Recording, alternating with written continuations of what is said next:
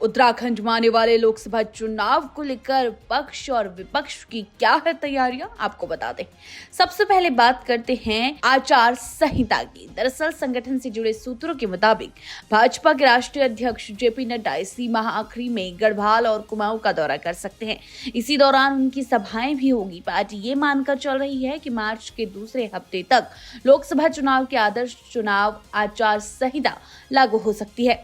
इस संभावना को देखते हुए 15 दिनों के दौरान भाजपा के कई केंद्रीय नेताओं के उत्तराखंड में दौरे हो सकते हैं।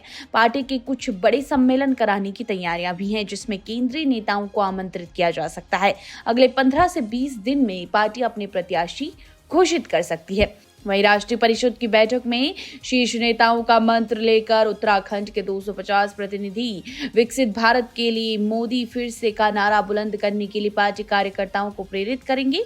अगले 100 दिन में भाजपा के हर नेता, पदाधिकारी, जनप्रतिनिधि व कार्यकर्ता के पास सबसे मुख्य कार्य होगा कि वे केंद्र व राज्य सरकार की योजनाओं के हर लाभार्थी तक पहुंचे। साथ ही फर्स्ट टाइम वोटर यानी कि नव मतदाता तक भी अपनी पहुंच बनाए, ताकि उन्हें केंद्र की भाजपा नीति, राजग सरकार की उपलब्धियों और भावी संकल्पों के बारे में जागरूक कर सके।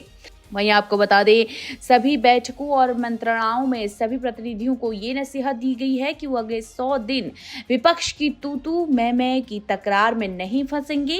10 वर्ष में केंद्र सरकार की उपलब्धियां पार्टी का मुख्य चुनावी हथियार होगा। लोकसभा चुनाव में लाभार्थी योजना से क्या बदला? अयोध्या में राम मंदिर, अनुच्छेद 370 हटाया, कर्तव्य पथ, नई संसद, 3 तलाक, 1 रैंक 1 पेंशन, विदेश नीति, दुनिया की 5वीं अर्थव्यवस्था के मुद्दों पर प्रचार होगा। शीर्ष नेताओं के निर्देश के बाद बीजेपी पार्टी का हर नेता व कार्यकर्ता प्रत्येक 30 दिन में अपने आसपास के हर बूथ में जाएगा और पन्ना प्रमुख से मिलेगा। और प्रदेश में पार्टी ने दूसरे दलों के नेताओं और कार्यकर्ताओं को पार्टी में शामिल करने का जो अभियान शुरू किया है, उसमें तेजी आएगी। पार्टी जनाधार वाले नेताओं के साथ अब अपने समाज, समुदाय, संगठन में प्रभाव रखने वाले लोगों को पार्टी में शामिल कराएंगी। दूसरी तरफ अब बात की जाए कांग्रेस की, तो 5 लोकसभा सीटों पर 35 दावेदारों के नाम पर दिल्ली में कांग्रेस स्क्रीनिंग कमेटी की बैठक में चर्चा हुई। हरिद्वार लोकसभा सीट से हरीश रावत 2009 में सांसद रह चुके हैं। इसके बाद लगातार 2 बार से भाजपा इस सीट पर है। हरिद्वार से टिकट को लेकर नाना करते हुए हरीश रावत की इस सीट पर दावेदारी अब चौंकाने वाली है। बेटे वीरेंद्र रावत ने भी पिता के साथ इस सीट पर दावेदारी पेश की है। वहीं सूत्रों के मुताबिक अल्मोड़ा पिथौरागढ़ सीट पर नेता प्रतिपक्ष यशपाल आर्य को प्रबल दावेदार माना जा रहा था, लेकिन उन्होंने चुनाव लड़ने से हाथ खड़े कर दिए हैं। बताया जा रहा है ऐसा उन्होंने इस लोकसभा का बड़ा दायरा होने के साथ ही यहाँ लंबे समय से सक्रिय न होने को आधार किया है। वहीं कांग्रेस पार्टी टिहरी में प्रीतम सिंह, पौड़ी में गणेश गोदियाल, नैनीताल लोकसभा सीट पर करण माहरा को भी मैदान में उतारने पर विचार कर रही है।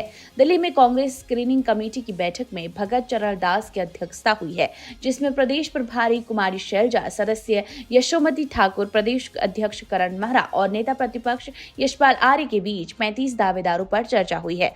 आगामी लोकसभा चुनाव को लेकर कांग्रेस प्रदेश अध्यक्ष करण माहरा 5 लोकसभा सीटों पर 5-5 दिन का प्रवास करेंगे।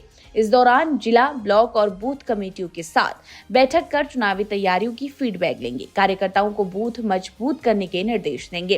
कांग्रेस पार्टी लोकसभा चुनाव की तैयारियों में जुट गई है। कांग्रेस अध्यक्ष मल्लिकार्जुन खड़गे और प्रदेश प्रभारी शैलजा कुमारी के दौरे के बाद अब प्रदेश अध्यक्ष करण माहरा पार्टियों की तैयारियों को परखेंगे। इसके लिए हरिद्वार, पौड़ी, टिहरी, नैनीताल, अल्मोड़ा लोकसभा क्षेत्रों में 5-5 दिन कार्यकर्ताओं के साथ बैठक करेंगे, जिसमें चुनावी तैयारियों पर कार्यकर्ताओं को फीडबैक लेने के साथ कार्यक्रमों की जानकारी देंगे।